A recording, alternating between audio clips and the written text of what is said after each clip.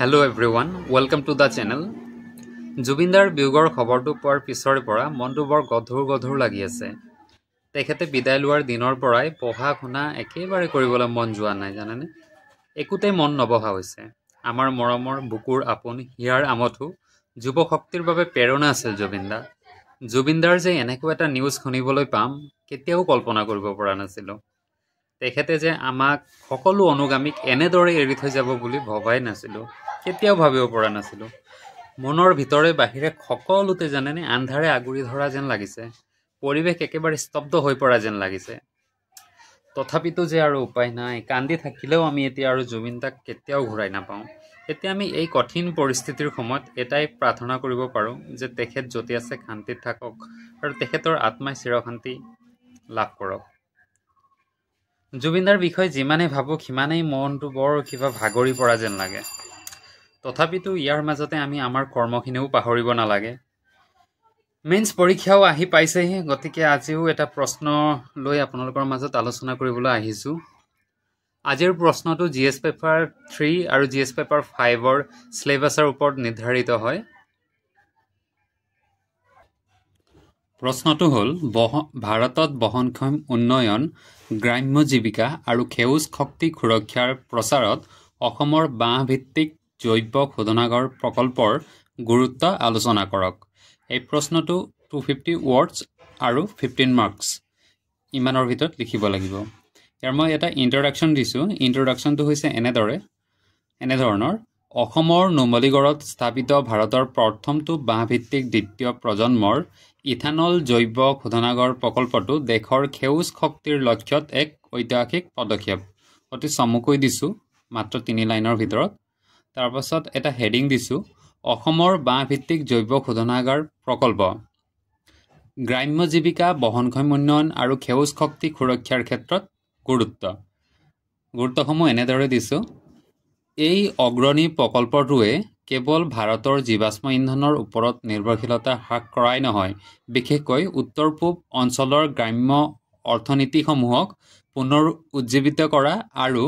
ৰাষ্ট্ৰীয় জলবায়ু আৰু শক্তিৰ লক্ষ্যত অৰিহণা যোগোৱাটো গুৰুত্বপূৰ্ণ ভূমিকা পালন কৰে। তাৰপাছত 1 নম্বৰ পইণ্টত লিখিছোঁ, সেউজ শক্তিৰ জৰিয়তে বহনক্ষম উন্নয়নক প্ৰসাৰ। নুমলীগড় জৈৱ শোধনাগাৰে বহনক্ষম উন্নয়ন নীতিৰ উদাহৰণ দাঙি ধৰে। বহনক্ষম উন্নয়নৰ নীতিৰ উদাহৰণ দাঙি ধৰে। যিটো কি ৱৰ্ড হয় সেইখিনি মই হাইলাইট কৰি থৈছোঁ, তলত আণ্ডাৰলাইন কৰি থৈছোঁ। জীৱাশ্ম ইন্ধনৰ সলনি পৰিষ্কাৰকৈ জ্বলোৱা বিকল্প জৈৱ ইথানল উৎপাদন কৰিবলৈ প্ৰচুৰ দ্ৰুতগতিত বৃদ্ধি পোৱা আৰু নৱীকৰণযোগ্য সম্পদ বাঁহ ব্যৱহাৰ, অৰ্থাৎ বাঁহৰ ব্যৱহাৰে নৱীকৰণযোগ্য সম্পদৰ এই প্ৰচুৰ দ্ৰুতগতিত বৃদ্ধি পোৱা নৱীকৰণযোগ্য সম্পদ বাঁহ বুলি কৈছে আৰু তাৰ ব্যৱহাৰৰ কথা ইয়াত কোৱা হৈছে। তাৰপাছত লিখিছোঁ, বছৰি 5 লাখ টন বাঁহক ইথানললৈ ৰূপান্তৰিত কৰিবলৈ সক্ষম হ'ব, যাৰ ফলত গতানুগতিক কাৰ্বন নিবিড় ইন্ধনৰ ব্যৱহাৰ যথেষ্ট হ্ৰাস পাব। যিটো আমি কাৰ্বনযুক্ত ইন্ধন ব্যৱহাৰ কৰোঁ নহয় জানো, তাৰ ইউজ কম হ'ব যদিহে প্ৰত্যেক বছৰত 5 লাখ টন বাঁহ ইথানললৈ ৰূপান্তৰ কৰা হয়। এইটো ইয়াৰ দ্বাৰা সম্ভৱ, সেইটো লিখা হৈছে। স্বচ্ছ ইন্ধনলৈ এই পৰিৱৰ্তন পেৰিছ চুক্তি আৰু ইয়াৰ ৰাষ্ট্ৰীয় জৈৱ শক্তি নীতিৰ অধীনত ভাৰতৰ প্ৰতিশ্ৰুতিৰ সৈতে মিল আছে, যিয়ে নৱীকৰণযোগ্য থলুৱা শক্তিৰ উৎসৰ প্ৰয়োজনীয়তাৰ ওপৰত গুৰুত্ব আৰোপ কৰে। জীৱাশ্ম ইন্ধনৰ ঠাইত জৈৱ ইথানল ব্যৱহাৰ কৰি এই প্ৰকল্পই সেউজগৃহ গেছৰ নিৰ্গমন কমোৱাত সহায় কৰে, যাৰ ফলত জলবায়ু পৰিৱৰ্তন প্ৰশমন আৰু বায়ুৰ গুণাগুণ উন্নত কৰাত অৰিহণা যোগায়। ইয়াত যিখিনি কি পইণ্ট হৈছে তাত আণ্ডাৰলাইন কৰা হৈছে, আপোনালোকে ভালদৰে চাই ল'ব পাৰিব। তাৰপাছত লিখিছোঁ 2 নম্বৰ পইণ্টত, গ্ৰাম্য জীৱিকা আৰু স্থানীয় অৰ্থনৈতিক সবলীকৰণ। গ্ৰাম্য জীৱিকা আৰু স্থানীয় অৰ্থনীতি কেনেদৰে সবলীকৰণ হ'ব সেই বিষয়ে ইয়াত তলৰ পইণ্টত চাব পইণ্টসমূহত লিখা হৈছে। প্ৰথমতে হৈছে, অন্যতম পৰিৱৰ্তনশীল প্ৰভাৱ হৈছে গ্ৰাম্য জনগোষ্ঠীক সবলীকৰণৰ সম্ভাৱনা। যিখিনি গ্ৰাম্য অঞ্চলত থকা জনগোষ্ঠী আছে তেওঁলোকক অৰ্থনৈতিকভাৱে সবল কৰিব পৰা এটা সম্ভাৱনা আছে। দ্বিতীয়তে লিখিছোঁ, বাঁহৰ খেতি আৰু যোগানৰ ক্ষেত্ৰত বিকেন্দ্ৰীকৃত মূল্য শৃংখলে স্থানীয় কৃষক বনবাসী আৰু জনজাতীয় সম্প্ৰদায়ক অৰ্থনৈতিকভাৱে পিছপৰা আৰু ভৌগোলিকভাৱে বিচ্ছিন্ন অঞ্চলত থকা লোকক বাঁহ চপোৱা পৰিবহণ আৰু প্ৰক্ৰিয়াকৰণৰ জৰিয়তে সুস্থিৰ আয়ৰ সুযোগ প্ৰদান কৰিব যিসকল লোক বৰ্ডাৰ এৰিয়াত বা বানাঞ্চলত থাকে আৰু যিখিনি ট্ৰাইবেল লোক তেওঁলোক প্ৰায় পাহাৰত থাকে নহয় জানো গতিকে তেওঁলোকক অৰ্থনৈতিকভাৱে আগুৱাই নিয়াত এই বাঁহৰ খেতিয়ে আৰু ইয়াৰ যোগান আৰু প্ৰক্ৰিয়াকৰণে হেল্প কৰিব সেই বিষয়ে ইয়াত কোৱা হৈছে তাৰপাছত কোৱা হৈছে বহনক্ষম বন ব্যৱস্থাপনাক উৎসাহিত কৰে বাঁহৰ চাহিদা বৃদ্ধিয়ে বনাঞ্চল ধ্বংস বা স্থানান্তৰিত খেতিৰ দৰে পৰিৱেশগত ক্ষতিকাৰক পদ্ধতিতকৈ বাঁহৰ খেতিক প্ৰৰোচিত কৰে তাৰপাছত 3 নম্বৰ পইণ্টত লিখিছোঁ নিযুক্তি সৃষ্টি উদ্যোগিতা আৰু উত্তৰ পূৰ্বাঞ্চলৰ অৰ্থনৈতিক পুনৰুজ্জীৱীকৰণ উত্তৰ পূৰ্বাঞ্চলৰ বিশেষ অৰ্থনৈতিক কেনেধৰণে পুনৰুজ্জীৱন হয় সেই বিষয়ে ইয়াত 3 নম্বৰত লিখিছোঁ জৈৱ শোধনাগাৰটো এটা ডাঙৰ নিয়োগ সৃষ্টিকাৰী হিচাপে আত্মপ্ৰকাশ কৰিব যোগান শৃংখলৰ লজিষ্টিক আৰু কৃষিৰ পৰা আৰম্ভ কৰি উৎপাদন আৰু কাৰিকৰী কাৰ্যকলাপলৈকে এই প্ৰকল্পই হাজাৰ হাজাৰ প্ৰত্যক্ষ আৰু পৰোক্ষ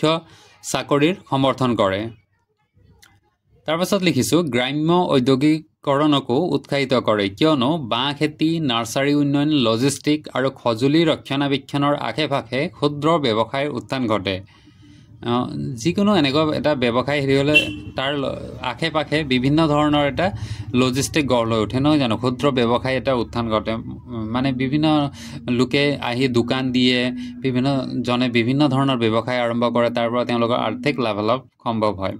তাৰপাছত হৈছে অসম আৰু বৃহত্তৰ উত্তৰ পূৰ্বাঞ্চলৰ বাবে যিবোৰ অঞ্চলে ঐতিহাসিকভাৱে ঔদ্যোগিক অনগ্ৰসৰতাৰ সন্মুখীন হৈছে এই প্ৰকল্পই অৰ্থনৈতিক পুনৰুজ্জীৱনৰ অনুঘটক হিচাপে কাম কৰে আধুনিক জৈৱ ঔদ্যোগিক আন্তঃগাঁথনিৰ সৈতে পৰম্পৰাগত জ্ঞানক একত্ৰিত কৰা এক পৰিৱেশতন্ত্ৰৰ সৃষ্টি কৰে একচুৱেলি মই ইয়াত এক্সপ্লেইন কৰিব বিচৰা নাই কাৰণ গোটেইখিনিয়ে সহজ সৰল ভাষাত লিখা হৈছে ইয়াত যিটো লিখা হৈছে সেইটোৱে বুজা যায় ইয়াত এক্সট্ৰাকৈ সময় দি কিবা এক্সপ্লেইন কৰিবলগীয়া কিবা তেনেকুৱা মই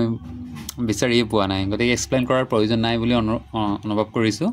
তাৰপিছত 4 নম্বৰত লিখিছোঁ পৰিৱেশ অনুকূল উপজাত সামগ্ৰীৰ উৎপাদন ইথানলৰ উপৰিও শোধনাগাৰটোৱে ফাৰফুৰেল আৰু এচিটিক এচিড কেইবাটাও উচ্চ মূল্যৰ পৰিৱেশ বন্ধুত্বপূৰ্ণ উপ উৎপাদন কৰে যিবোৰ ঔষধ ৰেজিনছ আৰু দ্ৰৱক নিৰ্মাণত ব্যৱহাৰ হয় এনে কিছুমান উপ উৎপাদন ইয়াত উৎপাদন হয় যিবোৰ ঔষধ আদি দ্ৰব্য নিৰ্মাণত ব্যৱহৃত হয় সেইটোকে লিখা হৈছে ইয়াত তাৰপাছত লিখিছোঁ প্ৰকল্পটোৱে এটা চাৰ্কুলাৰ ইকনমিৰ আদৰ্শ প্ৰস্তুত কৰে য'ত অপচয় কমোৱা হয় আৰু কেঁচামালৰ সকলো অংশ ব্যৱহাৰ কৰা হয় চাৰ্কুলাৰ ইকনমি মানে যিটো মানে কেতিয়াও আৱৰ্জনা হিচাপে পেলাবলগীয়া নহয় সেইটো আকৌ ৰিচাইকেল কৰি পুনৰ ব্যৱহাৰ কৰিব পাৰি তেনেকৈ এটা চাৰ্কুলাৰ ইকনমিৰ ইয়াত অংশ ব্যৱহাৰ কৰে কেঁচামালৰ যিখিনি অংশ থাকে সেইখিনিও গোটেইখিনি ইয়াত ব্যৱহৃত হয় তাৰপাছত লিখিছোঁ 5 নম্বৰত বৃত্তাকাৰ অৰ্থনীতি আৰু স্বচ্ছ শক্তি ভৱিষ্যতৰ এটা আৰ্হি নুমলীগড় বাঁহ শোধনাগাৰটো বৃত্তাকাৰ অৰ্থনীতি আৰু বহন ক্ষমতাৰ আৰ্হি হিচাপে থিয় দিছে তাৰ পিছৰ পইণ্টটো লিখিছোঁ এই পদ্ধতিয়ে পৰিৱেশৰ ওপৰত ন্যূনতম প্ৰভাৱ নিশ্চিত কৰে আৰু ভৱিষ্যতৰ সেউজ উদ্যোগৰ বাবে আদৰ্শ দাঙি ধৰে তাৰপাছত হৈছে এই প্ৰকল্পটোৱে ভাৰতৰ ৰাষ্ট্ৰীয় জৈৱ শক্তি অভিযান আৰু ইথানল মিশ্ৰণ কাৰ্যসূচীক প্ৰত্যক্ষভাৱে সমৰ্থন কৰে যাৰ লক্ষ্য হৈছে 2025 চনৰ ভিতৰত পেট্ৰলৰ সৈতে 20% ইথানল মিহলি কৰা এই লক্ষ্যটো অলৰেডি কমপ্লিট হৈ গৈছে নহয় জানো সমগ্ৰ ভাৰতবৰ্ষতে 20% ইথানল ব্লেণ্ডিং সম্ভৱ হৈ গৈছে তাৰপাছত মই লিখিছোঁ শেষত অসমৰ বাঁহভিত্তিক জৈৱ শোধনাগাৰ প্ৰকল্পটো কেৱল এটা জৈৱ শক্তি উৎপাদন প্ৰকল্প নহয় ই হৈছে বহনক্ষম উন্নয়ন সামাজিক অন্তৰ্ভুক্তি গ্ৰাম্য সবলীকৰণ জলবায়ুৰ স্থিতিস্থাপকতা আঞ্চলিক ঔদ্যোগিক উন্নয়ন আৰু পৰিৱেশসন্মত অৰ্থনৈতিক সুস্থিৰ এক পূৰ্ণাংগ মডেল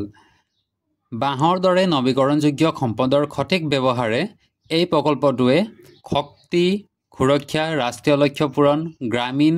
আপলিপমেণ্ট আৰু গ্ৰামীণ উন্নয়ন আৰু আঞ্চলিক উন্নয়ন একেলগে নিশ্চিত কৰিছে